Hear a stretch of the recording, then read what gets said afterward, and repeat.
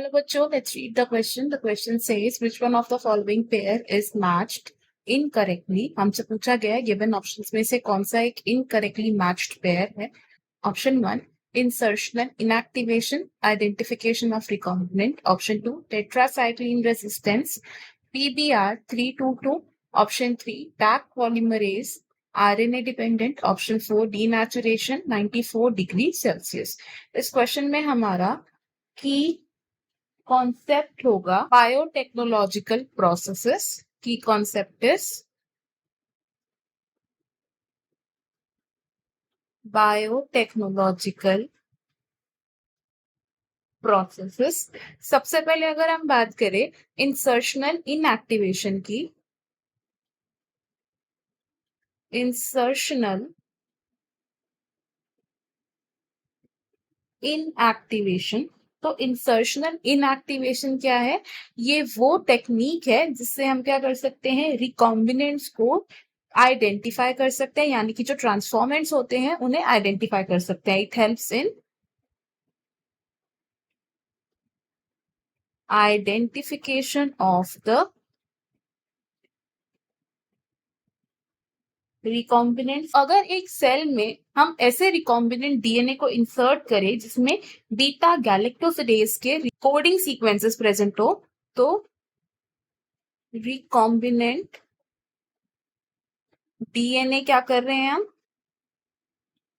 Insert into a cell. और इस cell के अंदर जो रिकॉम्बिनेंट डीएनए एंटर हो रहा है, ये कैसा रिकॉम्बिनेंट डीएनए है? With sequence of beta galactosidase. तो इस इंसर्शन के बाद क्या होगा, जो जीन्स बीटा गैलेक्टोसिडेज को सिंथेसाइज कर रहे थे वो इनएक्टिवेट हो जाएंगे. तो genes that were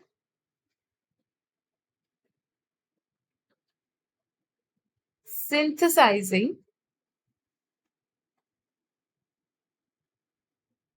beta galactosidase, these genes will be inactivated. अब इसे क्या करते हैं हम, रिकॉम्बिनेंट्स की आइडेंटिफिकेशन के लिए इसे टेस्ट करते हैं in the presence of a chromogenic substrate. In presence of chromogenic substrate.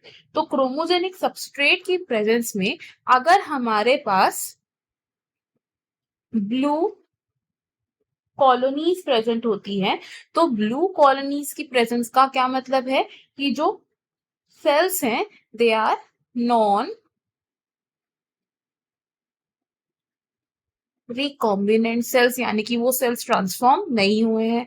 और अगर हमारे पास इस क्रोमोजेनिक सबस्ट्रेट की प्रेजेंस में नॉन कलर्ड या फिर हम कह सकते हैं कलरलेस कॉलोनीज प्रेजेंट होती हैं, तो इसका सिग्निफिकेंस क्या है कि ये जो कॉलोनीज हैं ये कैसी हैं, these are recombinant colonies. Next बात करें अगर हम टेट्रासाइक्लिन रेजिस्टेंस की, दिस इज टेट्रासाइक्लिन रेजिस्टेंस की. तो टेट्रासाइक्लिन रेजिस्टेंट जीन्स प्रेजेंट होते हैं in some cloning vectors, in cloning vectors. और ऐसे ही एक क्लोनिंग वेक्टर का एग्जांपल क्या है हमारे पास, it is PBR322. PBR322 plasmid के अंदर क्या क्या प्रेजेंट होते हैं, इसमें प्रेजेंट होता है एक ओराई साइट यानी कि origin of replication site, genes resistant for antibiotics tetracycline, ampicillin etc. and restriction sites for various endonucleases. अब ये जो PBR322 है ये किसकी तरह एक्ट कर सकता है, एक सिलेक्टेबल मार्कर की तरह एक्ट कर सकता है, बिकॉज इसमें टेट्रासाइक्लिन रेजिस्टेंट जीन्स प्रेजेंट है. एंड सिलेक्टेबल मार्कर की तरह एक्ट करते हुए ये हमारी हेल्प कैसे करेगा, ये रिकॉम्बिनेंट्स को आइडेंटिफाई करने में हमारी हेल्प करेगा. नेक्स्ट बात करते हैं third, which is Taq polymerase की। टैग पॉलीमरेज क्या है? टैग पॉलीमरेज है एक thermostable, it is thermostable DNA dependent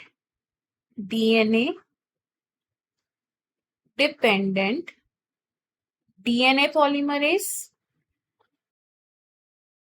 इस टैग पॉलीमरेज एंजाइम को हम किस बायोटेक्नोलॉजिकल प्रोसेस में यूज करते हैं?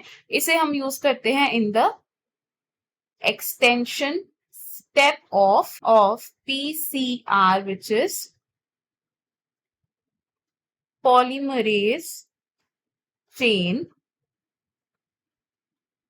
रिएक्शन।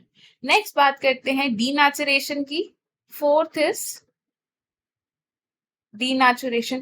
डीनेचुरेशन क्या होता है? जब डबल स्ट्रैंडेड डीएनए कन्वर्ट होता है इनटू सिंगल स्ट्रैंडेड डीएनए, यानी कि उसके दोनों स्ट्रैंड्स अनवाइंड होते हैं, उसे हम बोलते हैं डीनेचुरेशन। और पीसीआर का यानी कि पॉलीमरेज चेन रिएक्शन का जो फर्स्ट स्टेप है वो क्या है? It is denaturation. और ये जो डीनेचुरेशन है ये पीसीआर में होती है because of high temperature. At high temperature, और ये टेम्परेचर कितना होता है? It is 94 degree Celsius. तो 94 डिग्री सेल्सियस पर क्या होती है? डीनेचुरेशन होती है।